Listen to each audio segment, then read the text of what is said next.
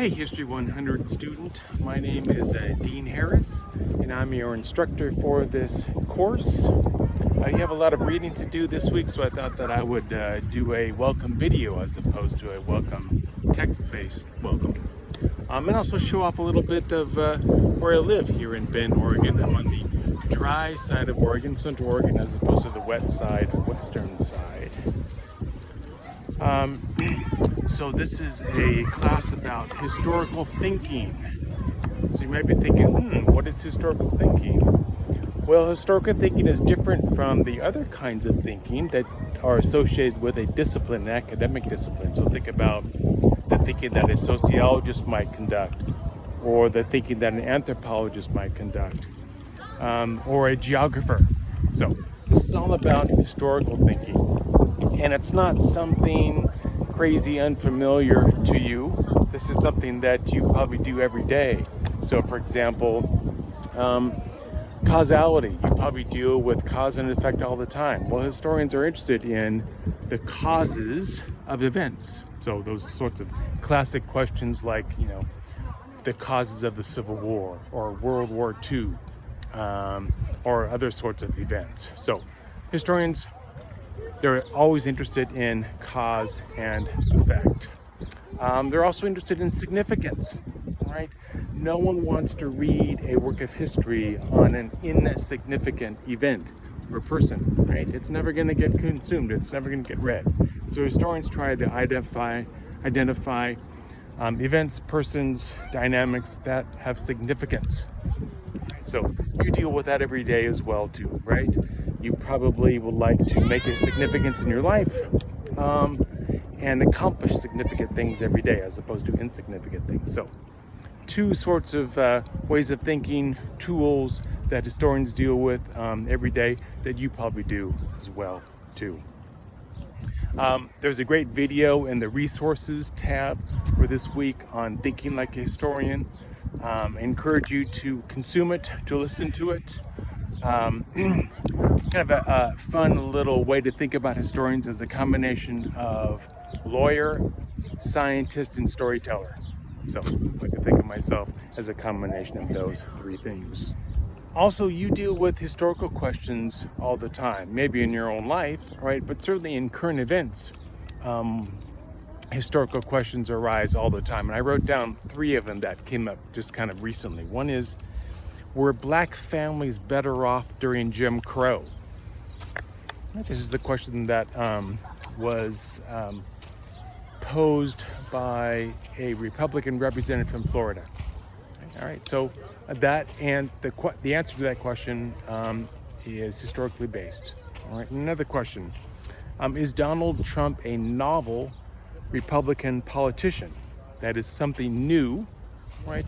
Or have there been other individuals like him, right? So this is just the next, Republican kind of politician, right? So that is a historical sort of question. And then the last one, kind of in the international realm, would be something like, is Israel a colonial power?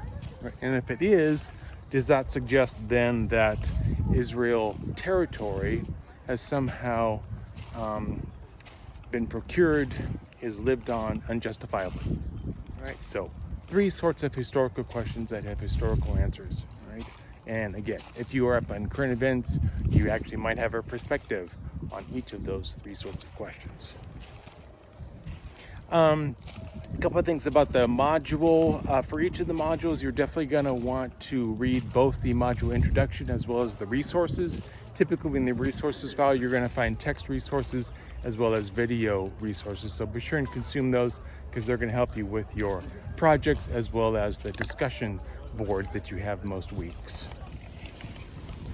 What you are looking at right now is the template that you will be turning in for module 7.